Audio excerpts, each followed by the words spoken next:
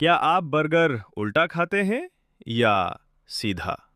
जानिए इसका राज साइंस की जबान में। काजी टीवी 591 के साथ। बर्गर को सीधा खाने से अक्सर अंदर का हिस्सा बाहर निकल जाता है, खास तौर पर जब रोटी पतली और नाजुक हो। लेकिन बर्गर को उल्टा खाने का एक साइंसी फायदा है। ऊपर की रोटी आमतौर पर मोटी और मजबूत होती है, नीचे की रोटी पतली होती है।